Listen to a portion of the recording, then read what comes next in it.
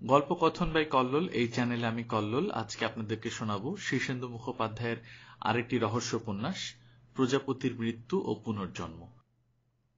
এর আগে আমাদের চ্যানেলে একই লেখকের আরো দুটো রহস্য উপন্যাস বিকেলের মৃত্যু এবং সিঁড়ি ভেঙে ভেঙে এই বই দুটো পাঠ করেছি। আপনারা যারা শোনেননি তারা কাইন্ডলি সেখান থেকে শুনে নিতে পারেন, আশা করছি আপনাদের ভালো লাগবে। লোকটাকে আমি ভীষণ ভীষণ ঘেন্না করি। কেন? লোকটা একটা নরপশু। ধারণাটা হলো কেন? কেন আবার? অভিজ্ঞতা থেকে জানি। আপনার সঙ্গে ওর বিবাহিত জীবন কত দিনের? মাত্র 7 দিনের। মাত্র 7 দিন বাদে আপনি চলে আসেন? বিয়ের মানে ফুলসজ্জার পরদিনই সকালেই চলে আসার কথা। আসিনি, লোকলজ্জা বাধা হয়ে দাঁড়িয়েছিল। লোকটা আপনার উপর ফিজিক্যাল টর্চার করেছিল কি? মানে মারধর? হ্যাঁ, মারধরের চেয়ে অনেক বেশি। আপনি কি বলতে চান লোকটার সেক্স একটু বেশি? একটু বেশি? একটু বেশি বললে কিছুই বলা হয় না। তাহলে খুব বেশি? আমি আর কিছু বলতে চাই না, লজ্জার কথা এভাবে বলা সম্ভব নয়। তবে লোকটা নরপশু এটা জেনে রাখুন। বুঝলাম, আপনি তার দ্বারা অত্যাচারিত হয়েছেন। হ্যাঁ, আমাকে পালিয়ে আসতে হয়েছিল। এটা কতদিন আগের ঘটনা? 1.5 বছর। এই 1.5 বছরের মধ্যে আর কোনো যোগাযোগ হয়নি? ওর সঙ্গে নয়, তবে ওর বাড়ির কেউ কেউ আমার কাছে আজও আসে, খোঁজ খবর নেয়। তারা আমার জন্য দুঃখিত। লোকটির সঙ্গে আপনার শেষ দেখা তাহলে 1.5 বছর আগে? হ্যাঁ। আপনি ডিভোর্সের মামলা করেননি? না। কেন? ডিভোর্স করিবে কি হবে বলুন? আমি তো আর বিয়ে করতে যাচ্ছি না। তাই বা কেন? একবারের অভিজ্ঞতায় আমি এতই আতঙ্কিত যে আর ও কথা ভাবতেও ইচ্ছে করে না। আপনি কি ভজনবাবুর কাছ থেকে আর্থিক সাহায্য পান? হ্যাঁ, পাই। ওর বাড়ির লোকেরা খারাপ নয়, তারাই একটা ব্যবস্থা করে দিয়েছে, মাসে মাসে টাকা দিয়ে যায়। ভজনবাবু নিজে আসেন টাকা দিতে? না না, তারও তো সাহস নেই। আসে ওর ছোট ভাই পূজন। আপনি তো চাকরি করেন? হ্যাঁ, করি। কোথায়? আলফা নেটওয়ার্কের মার্কেটিং ডিভিশনে। সেটা কেমন চাকরি? ভালোই, আমি একজন এক্সিকিউটিভ। তাহলে ভজনবাবুর সাহায্য না হলেও চলে। কেন চলবে না? আপনার বাপের বাড়ির অবস্থাও ভালোই দেখছি। খারাপ নয়। আমার বাবা ইঞ্জিনিয়ার, সুরেখা ইন্ডাস্ট্রিজের ওয়ার্ক ডিরেক্টর। আমার দাদা আমেরিকায় কম্পিউটার ইঞ্জিনিয়ার। ভজনবাবুর সাহায্য তবু আপনি নেন? কেন নেব না? সে আমার জীবনটাকে নষ্ট করেছে, তার কিছু ক্ষতিপূরণ তো ওকে করতেই হবে। হ্যাঁ, তা তো বটেই। এবার একটা ডেলিকেট প্রশ্ন। বলুন। Is he capable of murder? তা কি করে বলবো? আমার সঙ্গে পরিচয় তো সামান্য। আপনি তোকে নরপশু বললেন। তা তো বলেছি। আপনার কি মনে হয় লোকটা খুব হিংস্র? অন্তত একটা ব্যাপারে তো তাই। একটা ব্যাপার থেকেও তো কিছু আন্দাজ করা যায়। এবার কিন্তু আমাকে একটু মুশকিলে ফেলেছেন। কেন বলুন তো? লোকটাকে কিন্তু আপাত দৃষ্টিতে খুব নিরীহ মনে হয়। সেটা কেমন? এমনিতে চুপচাপ মাথা নিচু করে থাকে, তাতে কি নিরীহ বলে প্রমাণ হয়? না, তা হয় না। তাহলে? ফুলসজ্জার পরদিন সকালে আমার অবস্থা দেখে ওর এক বোন সব কথা বাড়ির লোককে বলে দেয়। ওর বাড়ির লোক ওকে খুব বকাঝকা করেছিল। লোকটা খুব যেন অপরাধবোধে কাতর হয়েছিল। তবে সেটা অভিনয় হতে পারে। আমার জানা দরকার লোকটা কি খুনটুন করার মতো যথেষ্ট ক্ষমতা রাখে কিনা। তা জানি না। এবার একটা কথা বলি। বলুন। খুন সবাই করতে পারে না। খুন করার জন্য একটু আলাদা এলেম দরকার হয়, এক ধরনের মানসিকতার দরকার হয়। তা হবে। এই লোকটা সেই মানসিকতা আছে কিনা আমি সেটা জানার চেষ্টা করছি। বলেছি তো লোকটাকে আমি ভালো করে চিনি না। একটা কথা। হ্যাঁ বলুন। আপনি একজন শিক্ষিত মহিলা, আপনার পরিবারও বেশ কালচার্ড। আপনি ভজন বাবুর মতো একজন গ্যারেজ মালিককে বিয়ে করলেন কেন? গ্যারেজ মালিক হলেও ভজন কিন্তু অটোমোবাইল ইঞ্জিনিয়ার, একসময় ভালো মোটর তৈরি কারখানায় কাজ করত, তারপর নিজে স্বাধীনভাবে ব্যবসা শুরু করে। শুনেছি ওর গ্যারেজে দুটো নতুন ডিজাইনের গাড়ি তৈরি করে চড়া দামে বিক্রি করেছে। শুধু সেই কারণ? আমার বাবা স্বাধীন চিত্ত পুরুষকে খুব পছন্দ করেন। শুধু প্রফেশনের দিকটা ছাড়া আপনারা আর কিছু দেখেননি? এটা নেগোসিয়েশনের ম্যারেজ ছিল। আমি বাবার মতে মত দিয়েছিলাম মাত্র। লোকটার যেসব বিবরণ পেয়েছিলাম তাতে খারাপ লাগেনি। বিয়ের আগে আপনারা একজন একজনকে দেখেছিলেন? হ্যাঁ। আপনার পছন্দ হয়েছিল? চেহারাটা খারাপ লাগেনি, বিনয়ী ভাবটা তো ভালোই মনে হয়েছিল। ওর বিরুদ্ধে খুনের অভিযোগ উঠেছে, তা কি জানেন? হ্যাঁ। আপনি ওর মোটর গ্যারেজে কখনো গেছেন? না, যাওয়ার মতো সময় তো পাইনি, বিয়ের পরেই তো চলে এলাম। কারখানাটা কোথায় তা জানেন? শুনেছি কলকাতার বাইরে বারাসাতের কাছে কোথায় জানো। হ্যাঁ। খুনের ডিটেলসটা জানেন? না, একটা মেয়ে শুনেছি খুন হয়েছে। হ্যাঁ, তার আগে একটা প্রশ্ন। বলুন। আপনি শ্বশুরবাড়ি থেকে চলে আসার পর পুলিশে ভজনবাবুর বিরুদ্ধে একটা ডায়েরি করেন। হ্যাঁ, রাগের মাথায় করেছিলাম। তাতে কি ওর সেক্সুয়াল ব্রুটালিটির কথা উল্লেখ ছিল? ছিল, কিন্তু রাগে অন্ধ হয়ে ডায়েরি করেছিলাম। পরে কেলেঙ্কারির ভয়ে উইথড্র করি। হ্যাঁ, আমরা তা জানি। পুলিশ ভজনবাবুকে ধরেও আপনার বাবার অনুরোধে এক রাত্রির পরেই ছেড়ে দেয়। আমরা পারিবারিক দুর্নামের ভয়ে এটা করেছিলাম। এই খুনের ঘটনার পর কি আপনার শ্বশুরবাড়ি থেকে কেউ আপনার কাছে এসেছিল? না। খুনটা হয়েছে 7 দিন আগে, এর মধ্যে কেউ আসেনি। পূজন মাঝে মাঝে আসে, কিন্তু ঘন ঘন নয়। গত 7 দিনে কেউ আসেনি। এবার একটা সেন্সিটিভ প্রশ্ন। বলুন। লজ্জা পাবেন না তো? লজ্জা পেলে জবাব দেব না। Very good. প্রশ্নটা কি? ভজনবাবু যে সেক্সুয়াল ব্যাপারে স্যাডিস্ট গোছের মানুষ তা আপনার কথা থেকে স্পষ্টই বোঝা যাচ্ছে। আমার প্রশ্ন, যার সেক্সুয়াল আর্জ এত বেশি, সে নিশ্চয়ই প্রোস কোয়ার্টারে যায়? এ ব্যাপারে আমি কিছু বলতে পারবো না। সমস্যা হলে এরকম মানুষেরা নিজেদের সামলে সংযত রাখতে পারে না। দেখুন, প্রোস কোয়ার্টারে গেলে হয়তো যায়, আমি কি করে জানবো বলুন? কোনো হিন্ট পাননি? না। সমস্যা হলে পুলিশ এই অ্যাঙ্গেলটা ভালো করে দেখেছে, কিন্তু ওর ক্রস কোয়ার্টারে যাওয়ার কোনো প্রমাণ পাওয়া যাচ্ছে না। হঠাৎ এই প্রশ্ন কেন? ক্রস কোয়ার্টারে গেলে ভজনবাবুর বিরুদ্ধে কেসটা আরো শক্ত হতো। উনি যে স্যাডিস্ট তা প্রমাণ করার সুযোগ থাকত। আমি তো বলেছি লোকটাকে ভালো করে চেনার কোনো সুযোগ আমার হয়নি। যে মেয়েটা খুন হয় সে কি প্রোস? না। তাহলে এ প্রসঙ্গ কেন? মেয়েটিকে খুন করার আগে ব্রুটালি রেপ করা হয়।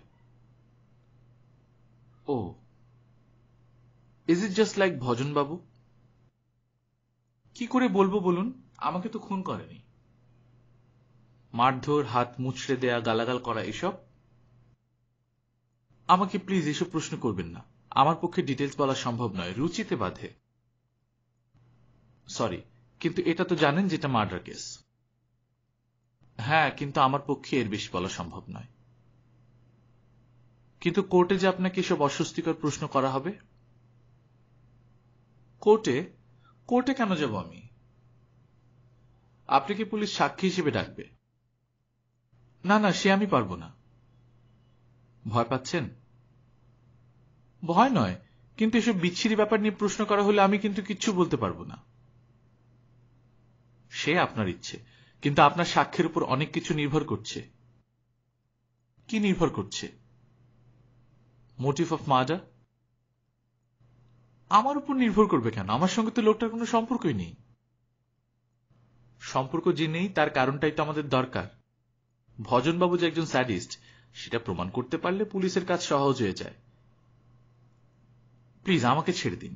খুন যদিও করে থাকে সেটা পুলিশ প্রমাণ করুক, আমাকে নিয়ে টানাটানি কেন? পুলিশ তার কাজ করবে, আর পুলিশকে সাহায্য করা আমাদের কর্তব্য। মেয়েটা কে? ভালো প্রশ্ন, তবে এই প্রশ্ন আপনি অনেক আগেই করতে পারতেন। আপনি আমাকে এত প্রশ্ন করছেন, আমি প্রশ্ন করার সুযোগই পাচ্ছি না। সরি ম্যাডাম, এসব ঘটনা ঘটলে লোককে বিরক্ত না করে উপায় থাকে না। হ্যাঁ বুঝেছি, এবার বলুন তো মেয়েটা কে?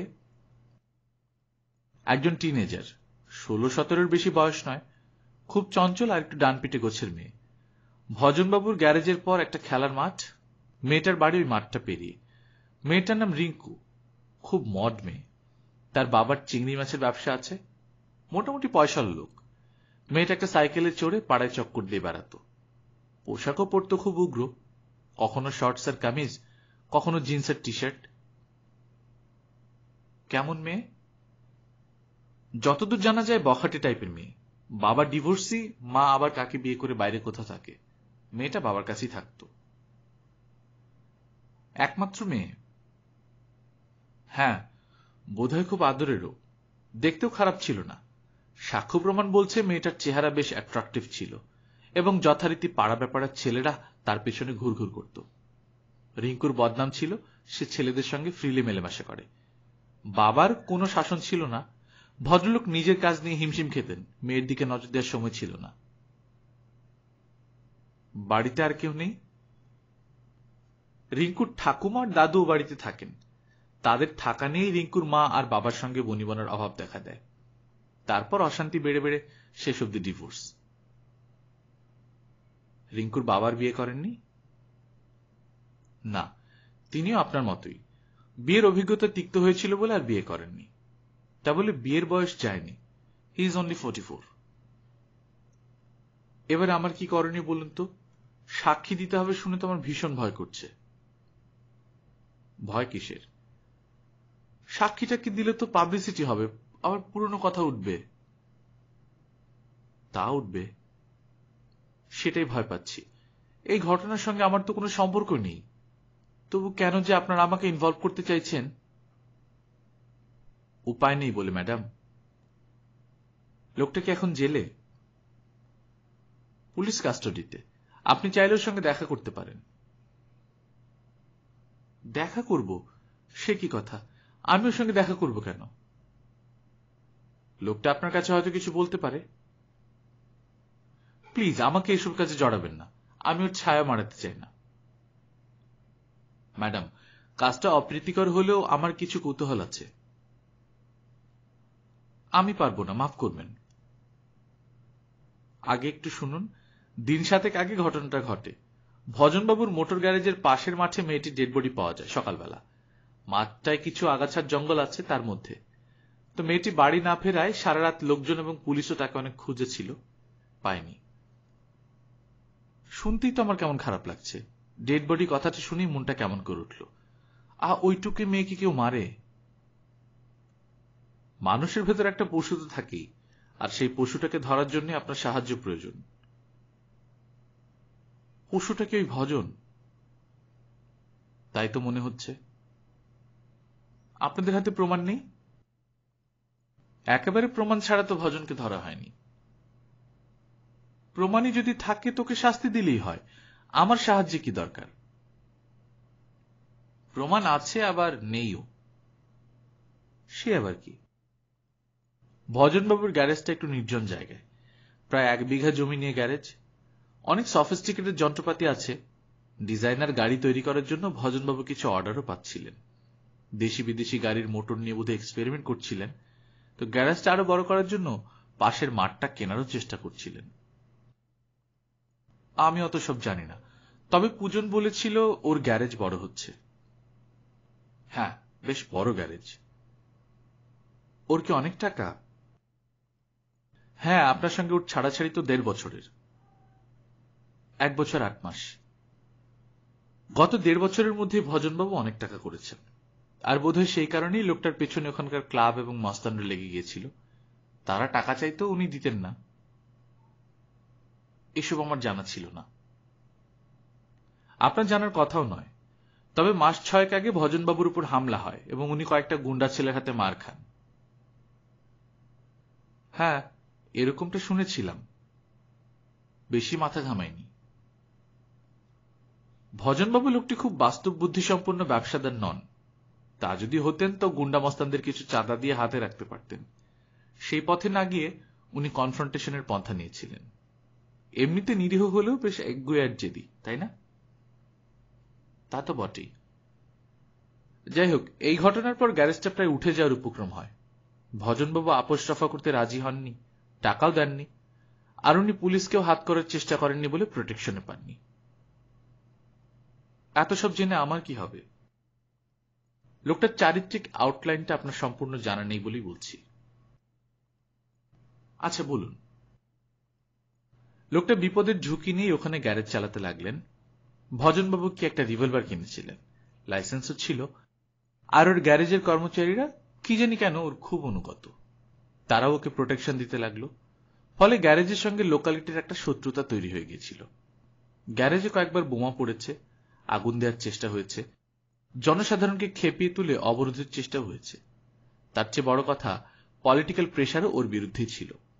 জনসাধারণের অভিযোগ ওই গ্যারেজে চোলাই তৈরি হয়, সমাজ বিরোধী কাজ হয় ইত্যাদি। সত্যি হতো নাকি? বোধহয় না। তাহলে আপনি কি বলতে চাইছেন? বলতে চাইছি ভজনবাবুর শত্রুর অভাব নেই। সে তো হতেই পারে। আর শত্রুতা ছিল বলেই ভজনবাবু ইদানিং গ্যারেজেই থাকা শুরু করেছিলেন। গ্যারেজের ভেতর দিকে ওর যে অফিস ঘরটা আছে, সেখানে চৌকি পেতে বিছানা করে গিয়েছিলেন। রান্নাবান্নাও নিজেই করে নিতেন। ওর জবানবন্দি অনুসারে গ্যারেজের রক্ষণাবেক্ষণের জন্য ওর গ্যারেজে থাকাটা প্রয়োজন হয়ে পড়েছিল। লোকটাকে সাহসী বলতে হয়, কি বলেন? আমি কি বলবো বলুন? আপনার মনে হলে হতে পারে। গ্যারেজে দুজন কর্মচারী রাতে পাহারা দিত, আর ভজনবাবু তো সপ্তাহে 4-5 দিনই থাকতেন। সেদিন যেদিন ঘটনাটা ঘটে, ভজনবাবু কিন্তু গ্যারেজেই ছিলেন। গার্ডরাও তো ছিল। দুঃখের বিষয়, সেদিন দিবাকর নামে যে কর্মচারীটির গার্ড দেওয়ার কথা ছিল, তার মায়ের অসুখ বলে সে আসেনি। ছিল রতন নামের দ্বিতীয় গার্ডটি। মেয়েটির সঙ্গে কি ভজনের আলাপ ছিল? ছিল। মেয়েটা নাকি প্রায় গ্যারেজে হানা দিত। সে ভজনবাবুকে গাড়ি চালানো শিখিয়ে দিতে বলতো। ভজনবাবু মাঝে মাঝে রিঙ্কুকে গাড়ি চালানো শেখাতেন। শোনা যায় রিঙ্কু বেশ ভালোই গাড়ি চালাতে শিখে গিয়েছিল। বাহ, তাহলে আর সন্দেহ কি? সন্দেহের অবকাশ বিশেষ নেই, কারণ ঘটনার দিন সন্ধ্যাবেলা গ্যারেজের উল্টো দিকের বাড়ির সনাতন মল্লিক দেখেছেন যে রিঙ্কুর সাইকেলটা গ্যারেজের ফটকের কাছে দাঁড় করানো। তাহলে তো মিলেই যাচ্ছে। যাচ্ছে, কিন্তু ঘটনাটা সন্ধ্যাবেলা ঘটেনি, ঘটেছে একটু বেশি রাতে। অন্তত পোস্টমর্টেম তো তাই বলে। আপনি বড্ড ঘুরিয়ে কথা বলেন সবরবাবু। ওইটা আমার দোষ। তবে আসল ঘটনা বের করার জন্য ব্যাকগ্রাউন্ডটা ভালো করে বুঝিয়ে বলা দরকার মিসেস আচার্য। প্লিজ আমাকে মিসেস আচার্য বলবেন না। আমি বিভাবরী ভট্টাচার্য। জানি, ডিভোর্স করেননি বলে মিসেস আচার্য বলে ফেলেছিলাম। কোর্টের ডিভোর্স না হলে কি, আমি মনে মনে তো কবে ওকে পরিত্যাগ করেছি। তা বটে, ডিভোর্সের প্ল্যান আছে কি? এসব শুনে তো মনে হচ্ছে ডিভোর্সটা করে রাখলেই ভালো হতো। তা ঠিক, তবে ডিভোর্স হয়ে থাকলেও আমরা আপনাকে সাক্ষী মানতাম। উফ, কি যে মুশকিল। Sorry madam. আপনি আমার প্রবলেমটা বুঝতে পারছেন তো সবরবাবু? পারছি বিভাবরী দেবী, কিন্তু প্রবলেমটা আমাদের সকলেরই। আপনি এক্সপোজারকে ভয় পাচ্ছেন, কোর্ট কাছারিতে যেতে অপছন্দ করছেন, কিন্তু আমাদের তো উপায় নেই। আচ্ছা ঠিক আছে, বলুন। রিঙ্কুর সাইকেলটা খুব দামি এবং রেসিং মডেলের। ওরকম দামি সাইকেল ওই অঞ্চলে কারো নেই। সুতরাং লাল রঙের সাইকেলটা সহজেই চোখে পড়ত, বুঝতে পারছেন? পারছি। সন্ধ্যাবেলা গ্যারেজে সাইকেলটা দাঁড় করানো ছিল। হ্যাঁ। তাহলে তো প্রমাণ হয়ে গেল যে রিঙ্কু ভেতরে ছিল। আপাত দৃষ্টিতে তাই। আবার আপাত দৃষ্টিতে কেন? পুলিশের মনটা বড্ড খুঁতখুঁতে। এই যে ধরুন না, আমার মোটর বাইকটা এখন আপনাদের বাড়ির সামনে দাঁড় করানো আছে, আমি ভেতরে বসে আপনাদের সঙ্গে কথা বলছি। মোটর বাইকটা যে চেনে সে ওটা দেখে বলতেই পারে যে শবর দাশগুপ্ত এখন বিভাবরী ভট্টাচার্যের বাড়িতে বসে আছে। কিন্তু এমন তো হতেই পারে যে মোটর বাইকটা আর কেউ টেনে এনে রেখেছে, বা আমি ওটা রেখে দিয়ে বাসে উঠে বাড়ি চলে গেছি। সুতরাং এটাকে ফুল প্রুফ বলে ধরা যায় না। আপনারা সোজা জিনিসটাকে প্যাচালো করতে ভালোবাসেন। তা নয়, আসলে দুনিয়ায় সহজ সরলভাবে কিছুই ঘটে না। যদি তা ঘটতো তাহলে আমাদের কত পরিশ্রম বেঁচে যেত বলুন। তা বটে। একটু চা খাবেন? অনেকক্ষণ এক নাগাড়ে কথা বলেছেন। কফি হলে হতো, বেশিরভাগ বাড়িতেই চাটা ভালো হয় না। আপনি ভীষণ ঠোঁটকাটা তো। খারাপ চা খাওয়ার তিক্ত অভিজ্ঞতা থেকেই ঠোঁটকাটা হতে হয়েছে। আচ্ছা, কফি করে আনছি, প্লিজ আনুন। বিভাবরী উঠে যাওয়ার পর সবর ঘরটা আবার দেখল। সচ্ছল পরিবারের বৈঠকখানা যেমন হয় তেমনি সাজানো। সোফা সেট, সেন্টার টেবিল, নিচু বুককেস, দেয়ালে কিছু ওয়াল ডেকোরেশন। বুককেসের উপর কাঠের তৈরি বাঁকুড়ার ঘোড়া, তার পাশে দুটো স্টিল ফ্রেমের ছবি। একটা ছবি বিভাবরীর মা আর বাবার, অন্যটা বোধ হয় কম বয়সী বিভাবরী আর তার দাদার। বিভাবরী কফি এনে বলল, শুধু দুধের কফি, চলবে তো? সবার একটা চুমুক দিয়ে বলল, বাহ, চিনিটা খুব পারফেক্ট হয়েছে তো, চিনিতেই গন্ডগোলটা বেশি হয়। বিভাবরী একটু হেসে বলল, রিঙ্কুর সাইকেলের গল্প কিন্তু এখনো শেষ হয়নি। সবর বিভাবরীর দিকে তাকালো। মেয়েটির চেহারা খুবই ভালো, খুব লম্বা নয়, তেমন ফর্সা বলা যায় না, কিন্তু মুখখানা খুব ঢলঢলে, চোখ দুখানা টানা এবং দৃষ্টিটা মায়ায় মাখানো। Attractive, very attractive. কি দেখছেন? ভাবছি আপনার মতো সুন্দরী মহিলার ভাগ্যটা সুন্দর হলো না কেন। কি যেন কথায় আছে, অতি বড় সুন্দরী না পায় বর, না কি যেন একটা কথা। বিভাবরী একটু লজ্জার হাসি হেসে বলল, আমি সুন্দরী হলে বলতে হয় আপনি সুন্দরী কথাটার মানেই জানেন না। তা হতে পারে, তবে যা চোখের পক্ষে স্নিগ্ধকর তাই আমার কাছে সুন্দর বলে মনে হয়। যাজ্ঞে। হ্যাঁ, খুবই আনইজি সাবজেক্ট। যা বলছিলাম, রিঙ্কুর সাইকেল। গ্যারেজে রিঙ্কুর সাইকেলটা সন্ধ্যা থেকেই ছিল, বা তারও আগে থেকে। অন্তত সন্ধ্যা থেকে যে ছিলই তাতে কোনো সন্দেহ নেই।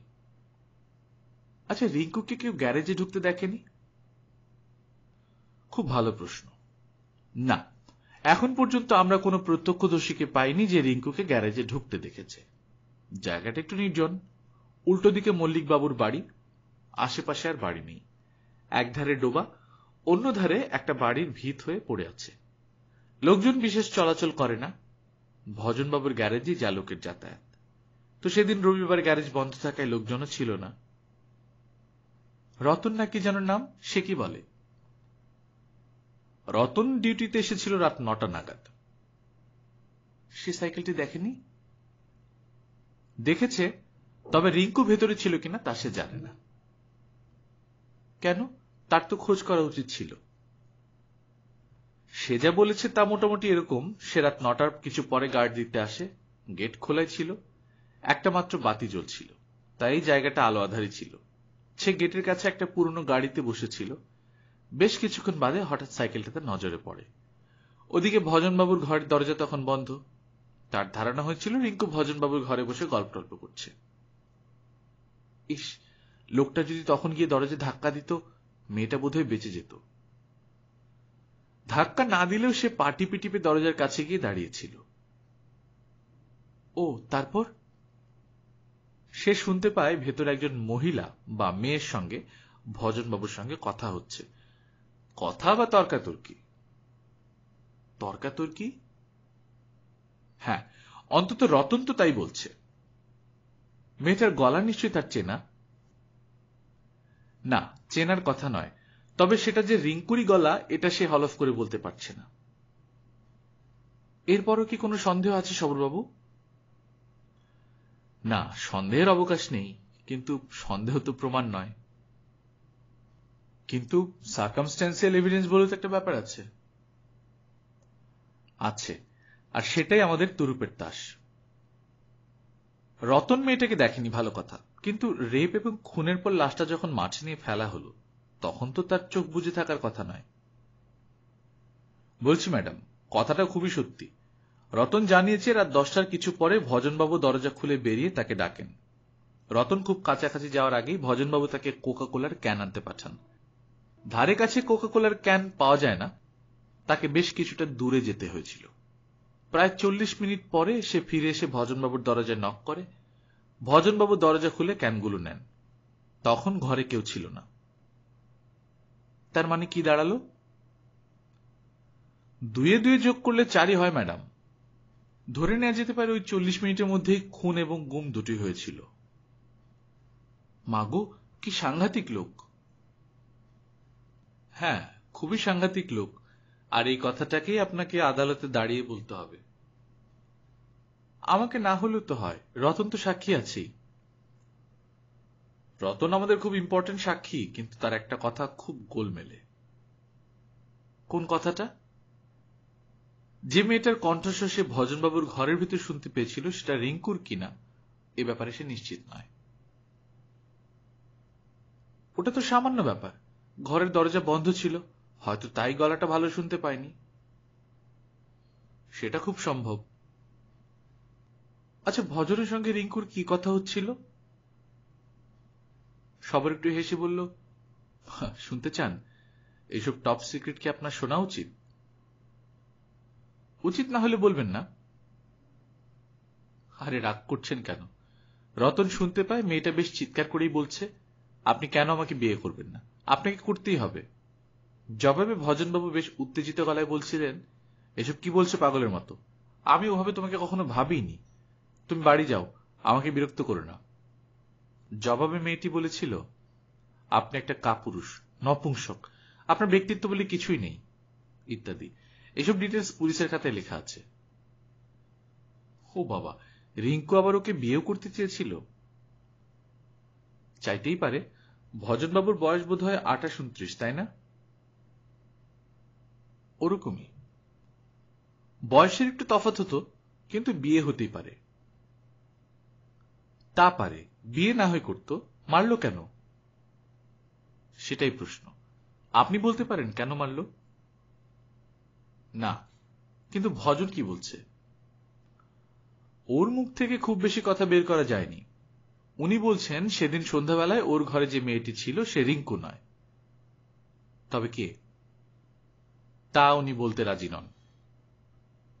বলবে কি করে? সত্যি কথা বললে তো প্রমাণই হয়ে গেল। আমাদেরও সন্দেহ মেয়েটা রিঙ্কুই। এখনো সন্দেহ? নিরঙ্কুশভাবে প্রমাণিত না হলে সন্দেহ কথাটাই ব্যবহার করা ভালো। সে আপনারা করুন, কিন্তু আমি জানি মেয়েটা রিঙ্কুই। সবার একটু হাসলো, তারপর বলল, ভজনবাবুকে ফাঁসিতে লটকানোর জন্য আপনি যে একটু বেশি ব্যস্ত হয়ে পড়েছেন দেখছি। হব না? একটা মেয়েকে রেপ করে যে খুন করেছে তার কি ফাঁসি হওয়া উচিত নয়? ফাঁসি বা যাবজ্জীবন যাই হোক, সব সন্দেহের সম্পূর্ণ নিরসন করতে না পারলে জজ তো সেই হুকুম দেবেন না। আপনি রিঙ্কুর সাইকেলের কথাটা কি ভুলে যাচ্ছেন? না, আমি কিছুই ভুলিনি। রিঙ্কুর সাইকেলটাও একটা মস্ত এভিডেন্স। কিন্তু ভজনবাবু বলেছেন সাইকেলটা যে ওখানে ছিল তা তিনি জানতেন না। সে ব্যাপারে কিছু বলতেও পারেন না। বেশ কথা তো।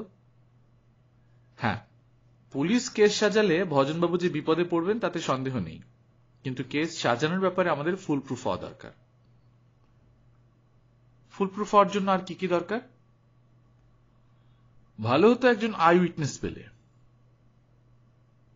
গ্যারেজের উল্টো দিকে যে লোকটা থাকে সে কিছু দেখেনি? না। আর একটা কথা।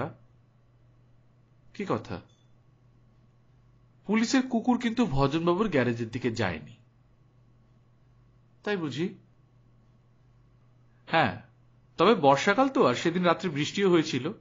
কাজেই গন্ধের ট্রেলটা মুছে যেতেই পারে। সে তো পারি। আমার যেন মনে হচ্ছে আপনি ঘটনাটা সম্পর্কে তেমন নিশ্চিত নন।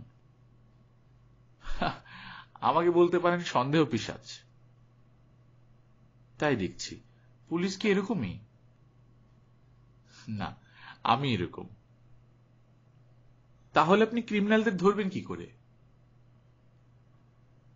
সবসময় যে ক্রিমিনালদের ধরা যায় এমন নয়, অনেক ফাঁক ফোকর দিয়ে তারা রেহাই পেয়ে যায়। ওই ফাঁক ফোকরগুলি ভরাট করার চেষ্টা করছি। আমার কিন্তু মনে হচ্ছে এটা একটা ওপেন এন্ড শার্ট কেস। সবার মৃদু হেসে বলল, হলে তো ভালোই হতো। এবার একটা কথা জিজ্ঞেস করছি, একটু ভেবে জবাব দেবেন। হ্যাঁ, নিশ্চয়ই। আমি তো এতক্ষণ কোঅপারেটই করেছি।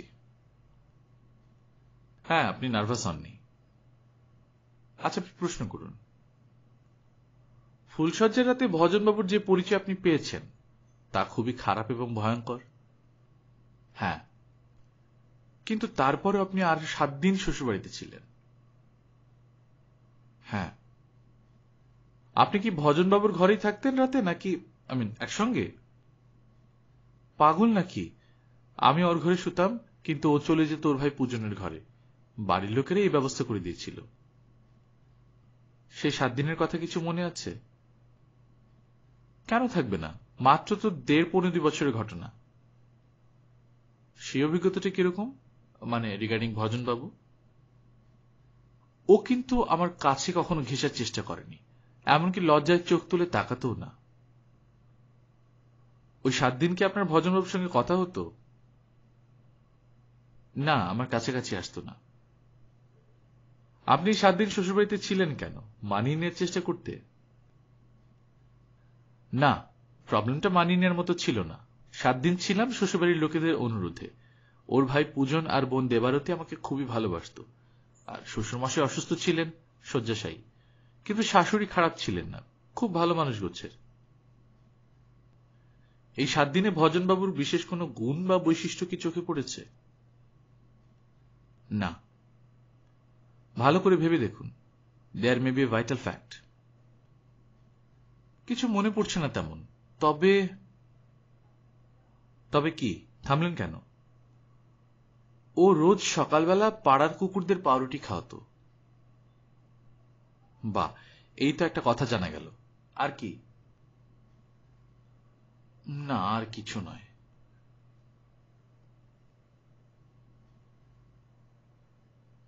নমস্কার সনাতন বাবু। আরে আসুন আসুন, নমস্কার নমস্কার। একটু বিরক্ত করতে এলাম। বিরক্ত কিসের? আপনারা আইনের রক্ষক, আপনাদের একটু সাহায্য করবে তো সৌভাগ্য। সবর সনাতন বাবুর মুখোমুখি চেয়ারে বসল। একটু চা বা কফি? না ধন্যবাদ। ঠান্ডা কিছু খাবেন? না না, ব্যস্ত হবেন না, আই এম অল রাইট। তারপর বলুন,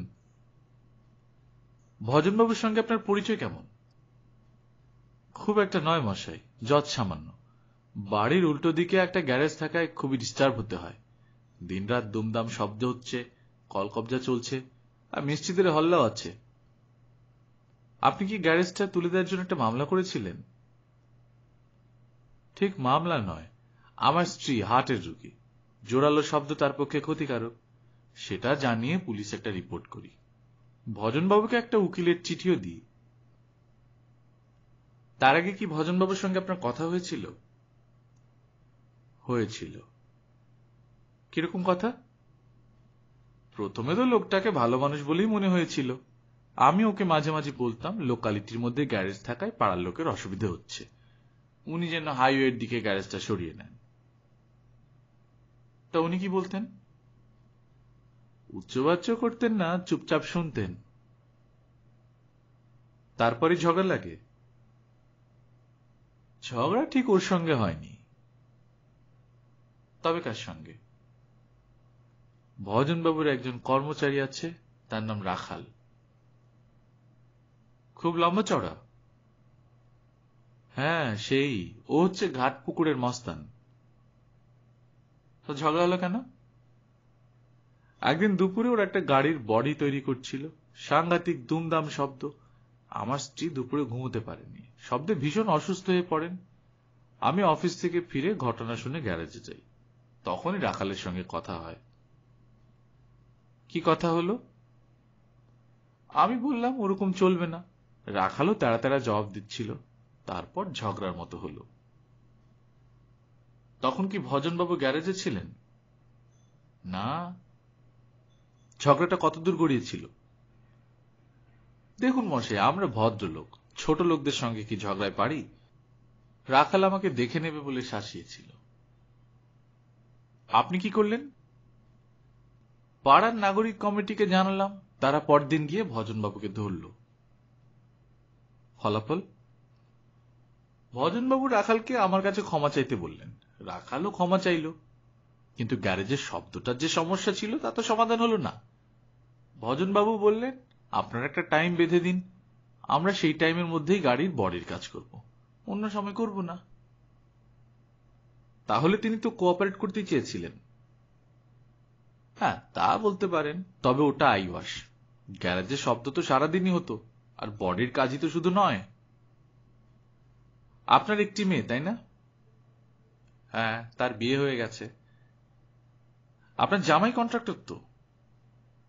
সবই তো জানেন তাহলে। জানি, জানাটা আমাদের কাজ। সনাতনবাবু আপ্যায়িতের হাসি হেসে বললেন, আপনারা জানবেন না তো কে জানবে? আপনার জামাই বিজয়বাবু চাপাডালির মোড়ের কাছে থাকে। আজ্ঞে হ্যাঁ। আপনি চান আপনার মেয়ে জামাই আপনার কাছাকাছি কোথাও এসে থাকুক, যাতে বিপদে আপদে তারা আপনাদের দেখাশোনা করতে পারে। কি আশ্চর্য! হ্যাঁ তাই, আপনি সত্যিই তো জানেন। দাঁড়ান, কথাটা শেষ করার পর আপনার হয়তো অতটা ভালো লাগবে না। আরে বলুন না, ভালো না লাগার কি আছে? আপনি মেয়ে জামাইয়ের জন্য এ পাড়ায় একটু বড় একটা প্লট খুঁজছেন, তাই তো? হ্যাঁ হ্যাঁ তাই। আপনার জামাই ভজনবাবুর গ্যারেজের জমিটাই সবচেয়ে বেশি পছন্দ করেছিল, কিন্তু ভজনবাবু জমি বিক্রি করতে রাজি হননি। আমার জামাই ওকে 2 টাকা অফার করেছে, তাতেও রাজি হয়নি। এতে কোনো অপরাধ হয়নি তো? আরে না না, অপরাধ কিসের? তবে ভজনবাবুর গ্যারেজটা তুলে দিতে পারলে আপনার অনেক সুবিধে। সনাতন চুপ। এবার ঘটনার দিনের কথা বলুন না। কি বলতে হবে? পুলিশকে এক দফা বলেছি। সেদিন রাতে রিঙ্কু খুন হয়। হ্যাঁ মশাই, কি নৃশংস ব্যাপার। ফুটফুটে মেয়েটা পাড়া দাপিয়ে বেড়াতো, তাকে কি ওভাবে খুন করে? লোকটা ফাঁসি নেয় মশাই, শুলে চড়ানো উচিত। সে তো বুঝলাম, কিন্তু শুলে চড়াতে গেলে যে কিছু সাক্ষ্য প্রমাণের দরকার। সোজা কেস মশাই, আমরা সবাই জানি। কি জানেন? খুন আর রেপ ওই ভজনই করেছে। কিভাবে জানলেন? রিঙ্কুর তো যাতায়াত ছিলই ওর কাছে। সেদিন সন্ধ্যা থেকে আটকে রেখেছিল ঘরে, তারপর রেপ করার পর মেরে ফেলে। কি করে বুঝলেন? কোনো চিৎকার শুনেছেন? চিৎকার? না, সেরম কিছু শুনিনি। এই জায়গাটা খুব নির্জন, রাতে আরো নির্জন, সামান্য শব্দ হলেও শোনার কথা। তা ঠিক, তবে আমার ঘরে অনেক রাত অব্দি টিভি চলে। আমার শাশুড়ি ইনসমনিয়ার রোগী, তিনি সন্ধে রাত্রির থেকেই টিভি ছেড়ে বসে থাকেন। টিভির শব্দে বুঝেছি। রিঙ্কুকে আপনি সেদিন গ্যারেজে ঢুকতে দেখেছেন? না দেখিনি, তবে সাইকেলটা দেখেছি। হ্যাঁ সেটা জানি। রিঙ্কু কি খুব ঘন ঘন গ্যারেজে আসতো? খুব ঘন ঘন, রোজই আসতো। আপনার কি ধারণা মেয়েটা ভজনবাবুর সঙ্গে ইনভলভ ছিল? মেয়েটা একটু ফষ্টি করার মতোই ছিল, আর ভজনবাবু তো অতি বাজে লোক। শুনেছি ওর চরিত্র দোষ আছে বলে বউয়ের সঙ্গে ডিভোর্স হয়ে গেছে। ভজনবাবুর সঙ্গে রিঙ্কুর ঘনিষ্ঠতা কিরকম ছিল জানেন? গাড়ি চালাতে শেখাতো, ঢলাঢলিও করত, গ্যারেজে বসে আড্ডা মারত, তাই নিয়ে তো অশান্তিও হয়েছে। কিরকম অশান্তি? পাড়ার ছেলেরা ভজনবাবুর উপর কয়েকবারই চড়াও হয়েছে। কেন? রিঙ্কুর সঙ্গে সম্পর্ক ভালো বলে। রিঙ্কুর বাবা কি কখনো ভজনবাবুকে কিছু বলেছে? শচীনন্দন, ওকে একটা মানুষ, সারাদিন তো চিংড়ির ভেড়িতেই পড়ে থাকতো, সংসার ভেসে গেলেও খেয়াল করতো না, একটু সাবধান হলেই মেয়েটা বাঁচত। রিঙ্কুর সাইকেলটা খুনের পরদিনও গ্যারেজে ছিল, তাই না? হ্যাঁ। আপনি কি আগের দিন জানতে পেরেছিলেন যে রিঙ্কুকে পাওয়া যাচ্ছে না? না মশাই, আমার কানে আসেনি। পাড়ার ছেলেরা যখন জানতই যে রিঙ্কু প্রায়ই ভজনবাবুর গ্যারেজে আসে, তখন তারা গ্যারেজে রিঙ্কুর খোঁজ করল না কেন বলুন তো? জানি না মশাই, ওখানেই তো আগে খোঁজ করা উচিত ছিল। রিঙ্কু কি কখনো আপনার বাড়িতে আসতো? না, এই বাড়িতে তার সমবয়সী তো কেউ নেই, কেন আসবে? ওদের পরিবারকে আপনারা কতটা চেনেন? ভালোই চিনি। আমরা কয়েকজন প্রথম এই জায়গায় বাড়িঘর পত্তন করি। শচীনন্দন আমার চেয়ে বয়স অনেক ছোট, তবু ভালোই আলাপ আছে। যাতায়াত আছে? কালে ভদ্রে, যে যার ধান্দায় ব্যস্ত। সময়টা কোথায়? শচী তো থাকেও না এখানে, মাছের ভেড়িতেই পড়ে থাকে। সেই রাতে অস্বাভাবিক কোনো চিৎকার বা শব্দ শোনেননি তো? না মশাই, মনে তো পড়ছে না। ভালো করে ভেবে দেখুন তো, রাত 10টা থেকে 12টার মধ্যে কোনো সময় খুব কুকুর ডাক ছিল কি? সনাতন মল্লিক ভ্রু কুঁচকে একটু ভেবে সোৎসাহে বলে উঠলেন, হ্যাঁ হ্যাঁ, 11টার পরে কিছু কুকুর খুব ডাকছিল বটে, তবে তারা কিন্তু রোজই ডাকে। সেদিন হয়তো একটু বেশি ডাকছিল। আর কোনো অস্বাভাবিক শব্দ? না, মনে পড়ছে না। রিঙ্কুর কোনো বিশেষ ছেলে বন্ধু ছিল কি? সে আমি মশাই কি করে জানবো? পাড়ার ছেলে ছোকরাদের জিজ্ঞেস করুন, ওরা হয়তো বলতে পারবে। আপনার কি মনে হয় ভজনবাবু খুন করতে পারেন? না পারার কি আছে, ও লোক সব পারে। আপনার স্ত্রীর অসুখটা কি জটিল? Heart problem, angina. আপনার শাশুড়ি তো সারা রাত জেগে থাকেন। হ্যাঁ। তিনি মধ্যরাতে কোনো শব্দ শুনেছেন কি? না, পুলিশ তাকে অনেক জিজ্ঞাসাবাদ করছে, সেই ভয়ে তিনি মধ্যমগ্রামে তার বড় মেয়ের বাড়িতে গিয়েছেন। আপনার স্ত্রী বাড়িতে আছেন? আছেন। তাকে ডাকুন। তাকেও জেরা করা হয়েছে। জানি, আমার দু একটা প্রশ্ন মাত্র। ডাকছি। গল্পকথন বাই কল্লোল চ্যানেলে আপনারা শুনছিলেন শীর্ষেন্দু মুখোপাধ্যায়ের উপন্যাস প্রজাপতির মৃত্যু ও পুনর্জন্ম প্রথম পর্ব। আপনারা যারা প্রথমবারের মতো আমাদের চ্যানেলে গল্প শুনছেন, তারা কাইন্ডলি অন্য যে গল্পগুলো আছে সেই গল্পগুলো এক্সপ্লোর করবেন। যেগুলো ভালো লাগে আপনারা শুনবেন, অবশ্যই অনলাইনে স্ট্রিম করে শুনবেন। আপনারা বন্ধুদের সাথে শেয়ার করতে পারেন। আপনাদের কোনো গল্পের রিকোয়েস্ট থাকলে আমাদেরকে জানাতে পারেন। বেশি বেশি করে বই পড়বেন, ভালো থাকবেন।